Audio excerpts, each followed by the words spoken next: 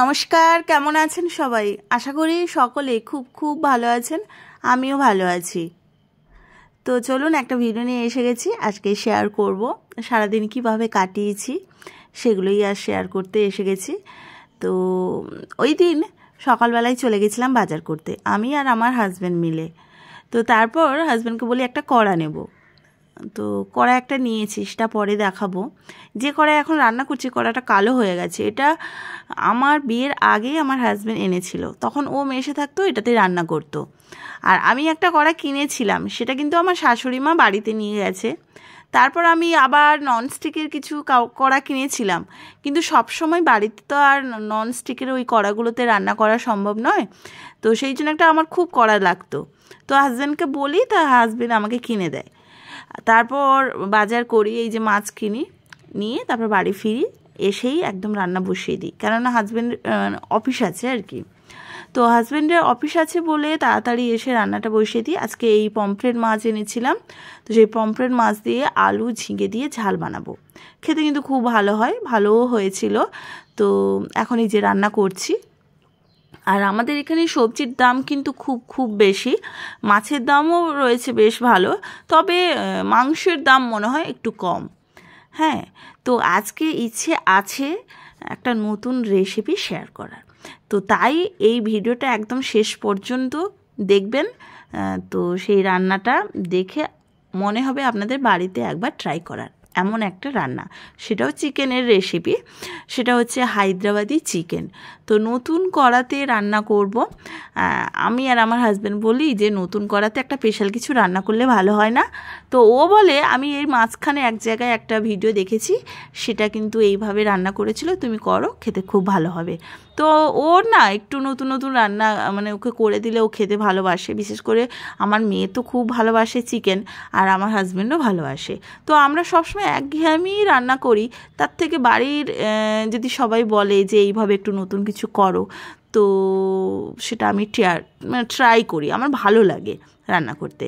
তো তারপর এই সকালবেলা আলু ঝিঙে ঝাল, পমফ্রেট মাছ দিয়ে আরও কি সবজি আরও বানিয়েছিলাম। তো যাই হোক, হাজব্যান্ডের অফিস ছিল, তারপর ওকে রান্না করে খেতে দিয়ে দিই। আর মেয়ের স্কুল আছে, তো মেয়ের এখন এক্সাম চলছে, তো তাই তাড়াতাড়ি রান্নাবান্না করে ওকে দিয়ে দিই। তারপর সকালবেলা যে বাজার করতে গেছিলাম দুজনে, সাথে কিন্তু মেয়েটাকে নিয়ে গিয়ে ওকে টিউশনে দিয়ে যাই। তারপর আমি এসে রান্নাবান্না করি, বাড়ির কাজকর্ম করি, আর আমার হাজব্যান্ড এসে একটু বিশ্রাম নিয়ে তারপর আবার মেয়েটাকে নিয়ে আসে। এই ছিল সকালবেলা। তারপর মেয়ে তো চলে যায় খাওয়া দাওয়া করে ওর স্কুলে, হাজব্যান্ডও চলে যায়। তারপর আমি এখন বসে গেছি কলতলায় কাপড় কাচতে। সকালবেলা কাপড় কিছুটা কাচা হয়ে গেছে, ভিডিও নেওয়া হয়নি। বাড়ির অনেক কাজ থাকে, কিন্তু সব কাজ তো আর ভিডিওর মাধ্যমে নিয়ে শেয়ার করাটা সম্ভব হয়ে ওঠে না। তো সকালবেলা এই যে দেখলেন, এ মাথা থেকে ও মাথা কাপড় কিন্তু কাচা হয়ে গেছে, প্রায় এগুলো শুকিয়ে এসেছে। তো সেগুলোকে এবার তুলে নিয়ে বাকি যে এই কাপড়গুলো কাচছে সেগুলো শুকোতে দেব। আর আজকে কিন্তু আমাদের এখানে বেশ রোদ ছিল, তো সেই জন্য আবার কাপড় কাচতে বসে গেছি। কিন্তু কলতলায় কাপড় কাচতে ভালো লাগে, একটু এই কলটা টিপলে কষ্ট হয়, তাছাড়া বেশ ভালোই লাগে। তো যাই হোক, অনেকটাই আজকে কাপড় কেচেছি। আর আমার এই 2-3 দিন ধরে শরীরটা ভালো লাগছিল না, তাই কাপড় কাচা হয়নি, অনেকটাই কাপড় জমে গেছিলো জানেন তো। তো সেই জন্য আজকে 2 বার করে আমাকে কাপড়টা কাচতে হলো। আর এটাই। আর মেয়ের যেহেতু এক্সাম আছে, তো সকালবেলা আর পড়তে গেছিলো যেহেতু, আমাকে নিয়ে আর বসতে হয়নি, তা নয়তো তো সকালবেলা ওকে নিয়ে আবার একটু বসতে হয়। তো যাই হোক, কেমন কি পরীক্ষা দেবে, আমার মনটা না এই কাজ করছে, আর মনের মধ্যে ওটাই চলছিল সেই সময়, যে মেয়েটার পরীক্ষাটা কি ভালোভাবে দিচ্ছে, এরকম ভাবছিলাম। তো যাই হোক, এখন এই কথাটা হচ্ছে ঝটপট করে কাপড়টা কেচে শুকোতে দিয়ে তারপর নিজে ফ্রেশ হয়ে খাওয়া দাওয়া করে মেয়েকে আনতে যাব। আর মেয়ের আজকে কিন্তু স্কুল খুব তাড়াতাড়ি ছুটি হয়ে যাবে, এই ধরুন 1:30টার দিকেই ছুটি হবে, যেহেতু এক্সাম তো সেই জন্য মেয়েটা আমার স্কুলে গেছিলো কিন্তু সেই 10:30টার সময়, ওই 10:30টা থেকে এখন পরীক্ষাটা শুরু হচ্ছে। তো সেই যাই হোক, আর এদিকে রোদটা বেশ ভালো ছিল বলে বালিশও আজকে রোদে দিয়েছিলাম। তো যাই হোক, এই হলো সকালবেলায় কাজকর্ম। তারপর এখন এই যে দেখছেন আমি মেয়েকে আনতে বেরিয়ে পড়েছি। এখন এই 1টার মতো হবে হয়তো। যাই হোক, আর মেন হচ্ছে আমাদের এখানে দেখুন রাস্তাটা পুরো লোকজন খুবই কম, বলতে গেলে 1-2 জন রয়েছে, তাছাড়া রাস্তাটা পুরো ফাঁকা। খুব খারাপ লাগে এই রাস্তা দিয়ে যেতে, জানেন তো, মাঝে মাঝে বেশ ভয় লাগে। কিন্তু এই রাস্তা দিয়ে গেলে আমার একটু তাড়াতাড়ি হয়, মানে স্কুলে পৌঁছাতে, তা নয়তো অনেকটাই সময় লেগে যায়। তো একটু অলি দিয়ে ঢুকে তাড়াতাড়ি চলে যাওয়ার চেষ্টা করি, এটাই। আর এই যে এখন 1টার মতো বাজে, ওই যে বলছিলাম আমাদের এখানে কিন্তু রোদ ছিল, কিন্তু কিছুক্ষণ পর আবার মেঘলা হয়ে গেছিলো। কিন্তু যখন এখন আনতে যাচ্ছি মেয়েকে, তো বেশ এখন রোদ রয়েছে। তো যাই হোক, চলুন মেয়েটাকে নিয়ে আসি। আর মনটাও কেমন করছে, যেহেতু এক্সাম চলছে। তো দেখুন এখন বেরিয়ে পড়েছি মেয়েকে আনতে। মেয়ে গেছে স্কুলে, মেয়ের এক্সাম চলছে। তো এখনই 1টা মতো বাজে, তো এখনই যাচ্ছি মেয়েকে আনতে। ওরে 1:30টার দিকের মনে হয় ছুটি আছে টাইমটা, তো তাই এখন বেরিয়ে পড়েছি মেয়েকে নিয়ে আসি। মেয়ের এক্সাম কেমন হলো কি জানি।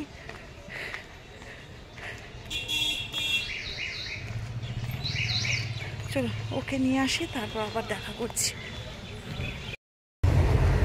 এই দেখছেন সামনে যাচ্ছে মেট্রো।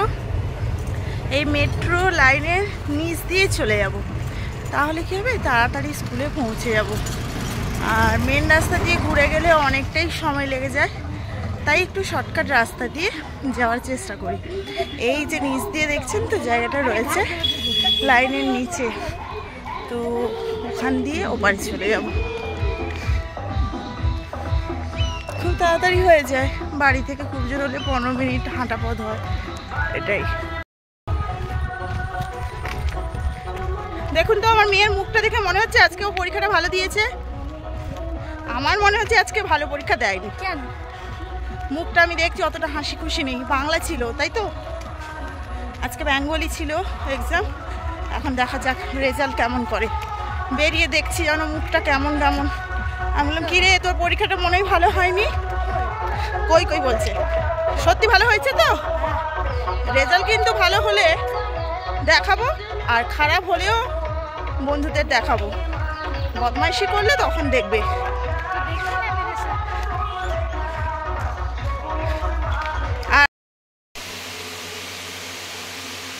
ভূত হয়ে গেছি রে মাম্মা, ভূত হয়ে গেছি।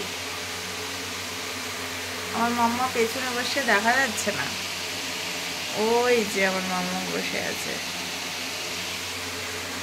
আসার পথেই পার্লারে ঢুকে পড়েছি।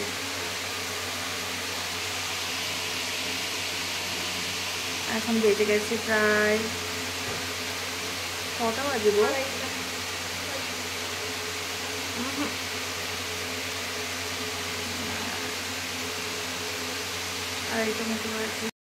তারপর দেখুন মেয়েকে ওই নিয়ে আসছিলাম, তারপর পার্লারে খুব যাওয়ার ইচ্ছে ছিল, পার্লারে ঢুকেছি।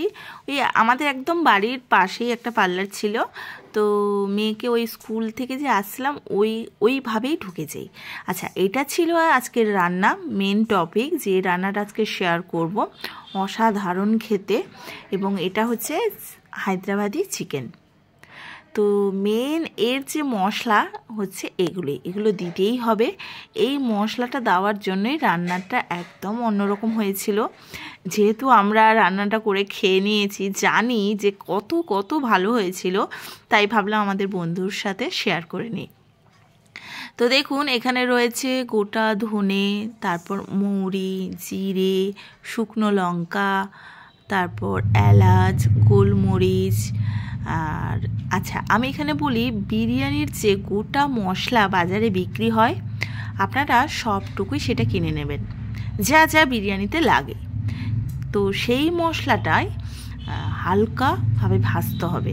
যেমন আমি যে মশলাটা বানালাম, হালকাভাবে ভেজে নিয়ে আধ ভাঙাভাবে গুঁড়ো করেছি। পুরো একদম গুঁড়ো করবেন না, আধ ভাঙা গুঁড়ো করলেই হবে। চলুন এবার চিকেনটাকে ম্যারিনেট করি। এখানে আমার 1 কেজির থেকে বেশি চিকেন রয়েছে, তো তাকে আগে তো ভালো করে ধুয়ে পরিষ্কার করে নিয়েছি। তারপর আগে থেকে পেঁয়াজটাকে ভেজে নিয়েছিলাম, তো পেঁয়াজ ভাজা দিলাম, তারপর টক দই দিলাম, টক দইটাকে ভালো করে ফেটিয়ে নিতে হবে। তারপর ধনে পাতা কুচি দিলাম, তারপর পাতিলেবুর রস দিলাম, নুন দিলাম, এখন দিচ্ছি আদা রসুন বাটা। আর যেখানে আমি পেঁয়াজটা ভেজেছিলাম যে তেলটায়, সেই তেলটা রয়েছে। তেলটা তো ঠান্ডা হয়ে গেছিলো, আমি অনেক আগে থেকেই পেঁয়াজটাকে ভেজে রেখেছিলাম, তো সেই জন্য তেলটা ঠান্ডা হয়ে গেছে। এখন ওই তেলটা দিয়ে দিলাম, তারপর দিয়ে ভালো করে মেখে আমি ফ্রিজে রেখে দিয়েছিলাম আধ ঘন্টা। আপনাদের হাতে যদি সময় থাকে তাহলে 1 ঘন্টাও রাখতে পারেন, তাতে আরও ভালো হয়। যতটা ভালোভাবে চিকেনটাকে ম্যারিনেট করে রাখা যাবে, রান্নার স্বাদটাও তত বাড়িয়ে দেবে। আচ্ছা, যে বললাম যে নতুন কড়াটা হচ্ছে এটাই, এই কড়াটা নিয়েছি। তো এই কড়াতেই আজকে ফার্স্ট রান্না হচ্ছে হায়দ্রাবাদি চিকেন। তো চলুন এবার রান্নাটা করি। তো প্রথমে কড়াটা গরম করে নিই, তারপর সর্ষের তেল দিই, তারপর বেশ খানিকটা পেঁয়াজ কুচি দিই, তারপর পেঁয়াজটাকে হালকাভাবে ভেজে নিই। ভাজার পর এই হলুদ গুঁড়ো, লঙ্কা গুঁড়ো, কাশ্মীরি লঙ্কা গুঁড়ো, নুন দিয়ে ভালো করে কষাতে থাকি। তারপর কষাতে কষাতে তারপর দিয়ে দিই টমেটো বাটা। টমেটোর সাথে শুকনো লঙ্কা একসাথে বেটে নিয়েছিলাম, তো সেটা দিয়ে ভালো করে এবার মশলাটা কষাতে থাকি। তো যখন দেখবেন যে মশলাটা একদম কড়ার সাথে লেগে যাচ্ছে, তখন অল্প একটু জল দিয়ে আবার ভালো করে কষাতে হবে। এবার যতক্ষণ পর্যন্ত দেখবেন যে আপনার যে রান্নাটা করছেন ওই মশলার মধ্যে তেলটা ছেড়ে গেছে, তাহলে ভাববেন আপনার মশলাটা ভালোভাবে কষানো হয়ে গেছে। এখানে দেখুন বেশ ভালো কালারও এসেছে আর তেলটাও ছেড়ে গেছে, তার মানে আমাদের মশলাটা কষানো কমপ্লিট। এবার আমি ওই ম্যারিনেট করা চিকেন দিয়ে দিলাম।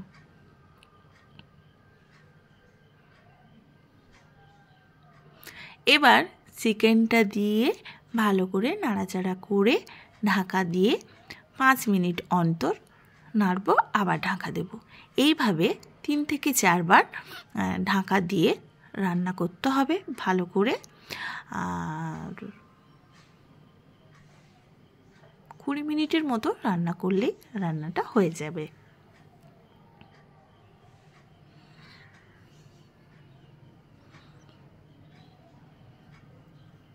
খেতে কিন্তু খুব ভালো হয়েছিল। অবশ্যই বাড়িতে একবার কিন্তু ট্রাই করবেন, আশা করি ভালো লাগবে।